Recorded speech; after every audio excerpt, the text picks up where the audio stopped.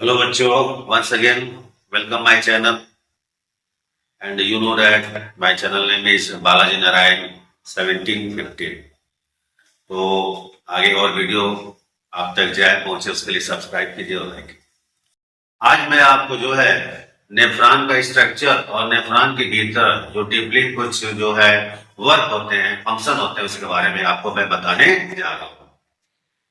तो इससे पहले मैंने आपको नेफ्रॉन का स्ट्रक्चर बताया था, तो वंस अगेन आपको एक बार और मैं उसको बता रहा हूँ। तो इसका हम लोग को पढ़ना है। आज मेरा टॉपिक है नेफ्रॉन। नेफ्रॉन के भीतर होता है अल्ट्राफिल्ट्रेशन, रीअब्जॉर्प्शन होता है, सेक्रेशन होता है और काउंटर करंट रिएक्शन होता है। तो ये हम लोग 4 टॉपिक है आज हम लोग पढ़ेंगे। तो सबसे पहले हम लोग जाने जो नेफ्रॉन का स्ट्रक्चर होता है, ये आप जानते हो कि जो है बाउल लाइक स्ट्रक्चर, कटोरे की तरह जो संरचना होती है जिसे हम लोग बोमन कैप्सूल कहते हैं, जो बहुत सारे यानी कि सेल से जो हिस्से से मिलकर बना होता है उसे लोग बोलते हैं पोडोसाइट से बोलते हैं। इनके भीतर जो है आर्टरी से आर्टरील्स आता है और क्लस्टर ऑफ सेल यानी कि सेल का झुंड होता है यानी ग्रुप होता है, समूह होता है, जिससे ब्लड फिल्टर होते हैं। तो उसे हम लोग ग्लोमेरुलस कहते हैं। तो ग्लोमेरुलस का मतलब होता है क्लस्टर ऑफ सेल। फिर इसके पास वाली जो नली होती है उसे हम लोग बोलते हैं प्लाज्मल कम्युनिकेटिव ट्यूब्यूल्स और ये यू शेप में हैंडल लूप होता है घोड़े की नाक की तरह। तो पहला जो भाग होता है उसे हम लोग डिसेंडिंग पार्ट हैंडल लूप कहते हैं, दूसरे वाले भाग को हम लोग ascending part of Henle loop कहते हैं। चूंकि इसमें जो थिक वाला एरिया होता है उसे असेंडिंग और जो थिन वाला एरिया होता है उसे डिसेंडिंग कहा जाता है। बहुत सारे बुक में अलग अलग दिया हुआ है। दूर वाला एक जो क्वाइल स्ट्रक्चर होता है इसे हम लोग बोलते हैं डिस्टल कन्वोल्यूटिव ट्यूबुल्स बोलते हैं और ये लगा होता है, ये किसमें खुलता है? कलेक्टिंग ट्यूबुल्स में। कलेक्टिंग ट्यूबुल्स यूरेटर, यूरेटर से ब्लैडर, ब्लैडर से यूरेथ्रा। अब आइए, ये तो हम लोग का स्ट्रक्चर था। अब इसमें जो ब्लड वेसल्स इसमें आता है तो आर्टरियोल्स यानी अफरेंट आर्टरियोल्स आता है और इफरेंट आर्टरियोल्स निकलता है।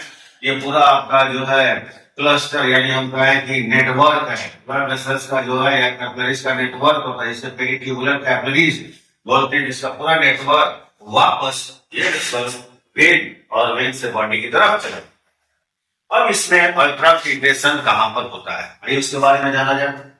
अल्ट्राफिल्ट्रेशन जैसा कि बोमन कैप्सूल है, बोमन कैप्सूल्स में 1 मिनट में 1100 से 1200 मिलीलीटर ब्लड फिल्टर होते हैं और जो फिल्टर होता है इसमें से जो फिल्टर मैटर होते हैं 125 मिलीलीटर फिल्टर होकर निकलता है। तो जो 125 मिलीलीटर 125 मिलीलीटर जो फिल्टर सब्सटेंस होते हैं वेस्ट निकलते हैं उसमें क्या क्या हो सकता है? H2, urea, creatinine, excess salt, small molecules, amino acid, uric acid, ketone bodies etc। अब ये से निकलता आपका क्योंकि ब्लड में माइक्रो से माइक्रो सब्सटेंस को फिल्टर कर देता है, तो इसे ही हम लोग क्या बोलते हैं? अल्ट्राफिल्ट्रेशन का प्रोसेस। और ये अल्ट्राफिल्ट्रेशन का जो प्रोसेस होता है, ये अल्ट्राफिल्ट्रेशन जो होता है तो किस प्रोसेस के तहत होता है? तो यहाँ पर ये पोडोसाइट्स होते हैं और पोडोसाइट्स सेल में आपके बहुत सारे जो पोर होते हैं, इससे हम लोग स्लिट पोर कहते हैं। अब इसे हम लोग बोलते हैं क्या? एपिथेलियम। और जो ग्लोमेरुलस का लास्ट में होता है उसको बोलते हैं एंडोथेलियम। बीच में होता है बेसमेंट और यहाँ से ब्लड क्या होता है? फिल्टर होकर इधर पीसीपी की ओर चलता चला जाता है और फिल्टर्ड ब्लड यहाँ से फिल्टर्ड ब्लड पेरिट्यूबुलर के माध्यम से होता हुआ यह वेसल्स वेन में। तो अब एक चीज और है इसमें अल्ट्राफिल्ट्रेशन में हम लोग जान रहे हैं कि अगर 1 मिनट में 1100 से 1200 मिलीलीटर अगर ब्लड फिल्टर होता है तो इसके रेशियो से अगर हम लोग देखें तो मैंने कुछ रेशियो इसका निकाला हुआ है कि जो फिल्ट्रेशन होता है 1100 टू 1200 मिलीलीटर ब्लड में पर मिनट, फिल्टर जो मैटर होते हैं वेस्टेज पर मिनट कितना निकलता है? 125 मिलीलीटर। तो 60 मिनट में कितना होगा? इससे हम मल्टीपल कर दें, 60 मिनट में मल्टीपल कर दिया तो हमारा है 7500 मिलीलीटर। तो फिर 24 घंटे में कितना हो जाएगा? तो 24 घंटे में हमने क्या किया कि 7500 मिलीलीटर का मल्टीपल कर दिया तो कितना आया? 180,000 मिलीलीटर आया। अब मिलीलीटर में है 118,000 मिलीलीटर, लीटर बनाएंगे तो क्या करेंगे? 1000 से डिवाइड कर देंगे, 3 जीरो कैंसिल हो जाएगा, कुल कितना हो जाएगा? 180 लीटर। यानी कि 24 घंटे में अगर हम लोग देखें तो हम लोग का बोमन कैप्सूल्स क्या करता है? 180 लीटर ब्लड का फिल्टर, यानी 180 लीटर जो हमारा ब्लड फिल्टर होता है तो उसमें से मैटर ही निकलता है, तो पूरे बॉडी का सारा सब्सटेंस निकल जाएगा, लिक्विड निकल जाएगा, हो गया ना। तो अब होता क्या चीज है, आइए देखा जाए। ये इतना चीज तो ये फिल्टर कर देता है, जब फिल्टर करता है तो इसे ही आप क्या बोलते हो, अल्ट्रा फिल्ट्रेशन। एक बार और फास्टली, ये आपका जो वुमेन कैप्सूल है, इसका जो फर्स्ट लेयर है ये एपिथेलियम, जो पोटोसाइट सेल है, और साइड स्लिट होते हैं, ग्लोमेरुलस का लास्ट पॉइंट जिससे हम लोग क्लियर करते हैं, और बीच में इन दोनों कनेक्ट किया हुआ बेसमेंट लेयर, यहां से फिल्टर होता है, फिल्टर होकर जब फिल्टर होकर चला आता है तो पीसीपी में आता है, पीसीपी से डिसेंडिंग पार्ट ऑफ एन्वेलप, फिर असेंडिंग पार्ट ऑफ एन्वेलप, फिर डीसीपी से कलेक्टिंग ट्यूब्यूल्स में चला जाता है। अब क्वेश्चन ये है कि इसमें रीअब्जॉर्प्शन कहां होता है, सेक्रेशन कहां होता है। तो देखो, चूंकि मैंने फिगर बहुत बड़ा बना दिया है, चूंकि ये वाला हिस्सा हमारा बहुत गश्ती ऊपर होता तो बहुत अच्छा हो जाता। आगे ये जो है वीडियो होंगे उसमें मैं आपको बना के बताऊंगा।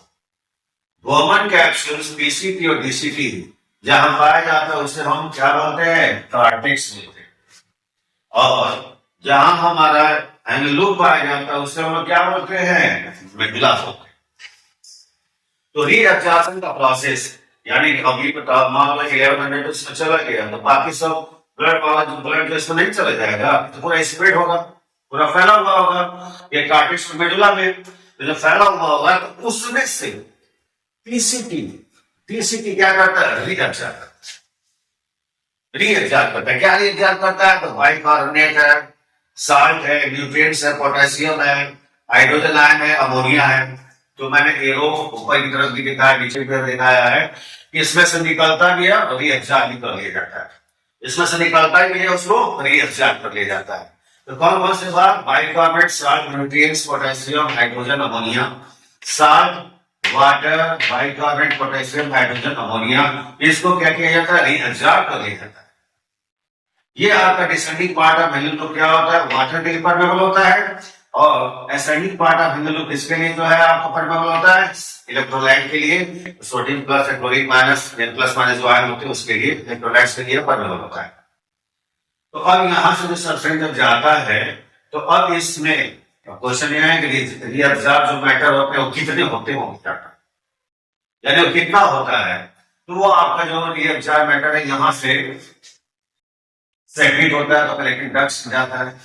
अब आप बच्चों ध्यान दो, यहाँ पर जो हमारे बॉडी में जो आईएसपीएच वैल्यू बनाने में जो है फंक्शनेबल होते हैं, काम करते हैं, तो हमारी बॉडी के जो पीएच वैल्यू जब सही हो जाता है तो जो बाकी जो मैटर का एक्सेस हो गया तो उसमें से आपका जो hydrogen ion, ammonia ion, potassium ion, ammonium ion, इसको क्या करता है, ये रीअब्जॉर्ब करके और करता है कलेक्टिंग डक्ट, इसको लेके जावे बाहर। ये हमारे बॉडी के लिए ज्यादा जरूरी नहीं है इन सभी मैटर के साथ। अब क्वेश्चन ये है कि 180 लीटर जब यह मैटर में फिल्टर करता है तो ऐसे तो 180 लीटर जो मैटर फिल्टर होगा जो निकल जाएंगे तो हम लोग के बॉडी में तो वैसे ही डायलिसिस प्रोसेस हो जाएगा। तो ये कार्टेक्स मेडुला क्या करता है, यानी इतना भाग, यानी 180 लीटर का क्या करता है, 99% भाग रीअब्जॉर्ब कर लेता है। 99% 180 का ये रीअब्जॉर्ब कर लेता है। इनमें कितना होता है, इनका 1% होता है, और 1% आपका इन 24 आवर्स में कितना होता है, तो वो होता है 1.52 लीटर। अब हमारे अकॉर्डिंग जो मैंने निकाला हुआ है कि अगर 180 लीटर है तो उसका 99% भाग, यानी 180 का 178.2 लीटर, तो 1% आप 180 का निकालेंगे तो 180 में से इसको घटा दिया तो 1.8 लीटर पर मिनट, यानी कि 24 घंटे में लगभग 1.2 लीटर जो एक्सेस जो सब्सटेंस होते हैं बाहर निकलते हैं एज ए यूरिन के रूप में। तो भाई इतना ये फिल्टर मान लो 180 लीटर खाली यही फिल्टर के लिए चला जाएगा तो पता चलेगा तो हम लोग तो बीमार पड़ जाएगा, यानी बॉडी जो है, यानी बॉडी का लिक्विड खत्म हो जाएगा। तो ये हमारा जो कार्टेक्स और मेडुला रीजन होता है ये 99% एब्जॉर्ब करके ये जो हमारे पेरिट्यूबुलर होते हैं इनको देता लो भैया ले जाओ बॉडी में इसको, तो ये वहां से फिर ये भी क्या करते हैं, एब्जॉर्ब करते हैं, ये कर वापस, और ये वेसल से थ्रू यानी वेन में और वेन से बॉडी को वापस गिरेगा। यहां पर जो अल्ट्राफिल्ट्रेशन होता है इसमें प्रोटीन का फिल्ट्रेशन नहीं होता है, because and protein is the collagen particles, यानी कोलेजन पार्टिकल्स के फॉर्म में रहता है तो फिल्टर नहीं हो पाता है। वापस इसको जो है बॉडी को दे दिया जाता है फिल्टर न करके। इस प्रोसेस को हम लोग बोलते हैं डायलिसिस, यानी नेचुरल डायलिसिस। अब आइए हम लोग का ये रीअब्जॉर्प्शन हो गया, कहाँ होता है? डीसीटी हमने लोग में मेनली हमने आपको दिखाया डीसीटी और डीसीटी में यहाँ पर रीअब्जॉर्प्शन प्रोसेस हो रहा है। सेक्रेशन कहाँ हुआ? तो टोटल का 1% इसमें आपका सब्सटेंस आया और सेक्रेट कर दिया गया सीटी को, सीटी लेकर चला गया कहाँ? लेटर ब्लैडर और आस्पिरेटर्स में। अब आइए काउंटर करंट रिएक्शन। जो ये हेनले लूप है तो हेनले लूप के पैरेलल जो पेरिट्यूबुलर जो आपका जो फैला हुआ है उसे बोलते हैं वासा रेक्टा। क्या बोलते हैं उसे? वासा रेक्टा। तो वासा रेक्टा आप ध्यान देना, ये जो हेनले लूप है डिसेंडिंग पार्ट से मैटर असेंडिंग पार्ट की तरफ जा रहा है। तो पेरिट्यूबुलर में क्या हो रहा है? असेंडिंग पार्ट की ओर से डिसेंडिंग कर पा रहा है। ये क्या कर रहा है? काउंटर करंट कर रहा है। एक और कैसे काउंटर करंट कर रहा है? ये कहता है मैं NaCl के लिए परमेबल हूं, यानी इलेक्ट्रोलाइट भी परमेबल हूं। इधर वाला भाग इससे कहता है भाई मैं H2O के लिए अपोजिट। ये कहता है हम H2O के परमेबल हैं, तो ये कहता है मैं तुम्हारे जो अपोजिट जो है इलेक्ट्रोलाइट के लिए परमेबल। तो यहां से H2O निकालता है, यहां से आपका NaCl निकालता है। ये तो हमारे प्लास्टिक्स में मेडुला में तो फैला हुआ होता है। बाद में हमारे जो वेसल्स क्या करते हैं, जो ऐसे सब्सटेंस को लेकर क्या करता है? कलेक्टिंग डर्ट, वो भी क्या करता है? H2O को सेक्रेट कर देता है। चाहे यूरिया होता है तो उसको सेक्रेट कर देता है और ये यूरिया वापस ascending parts of Henle loop में चला आता है। अब जिसके कारण होता क्या चीज है कि अगर हमारे जो है बोमन कैप्सूल है यहाँ पर 300 जो है ऑस्मोलारिटी है, तो यहाँ पर 1200 ऑस्मोलारिटी होगा।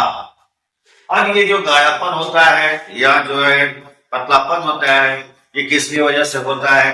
तो जब वाटर निकलेगा तो इसमें जब यूरिया और जो साल्ट जब गिर करेंगे इसकी ऑस्मोलारिटी क्या होगी? बढ़ेगी। और जब ये निकलेंगे तो इसकी ऑस्मोलारिटी क्या होगी? घटेगी।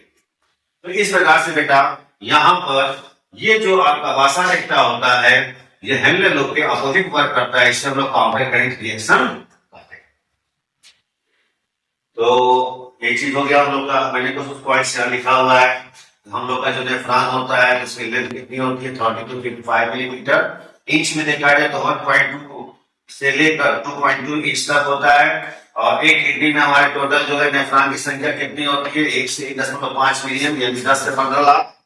और अगर 10 से 15 लाख यानी 10 लाख है और टोटल लेंथ अगर हम जोड़ दें तो लगभग 60 to 80 अकॉर्डिंग टू वो, यानी 60 से लेकर 80 किलोमीटर की लंबाई बनती है। तो ये चीज का हमारा स्ट्रक्चर ऑफ नेफ्रॉन और function of nephron as ultrafiltration, reabsorption, secretion and counter current reaction. और आगे की वीडियो में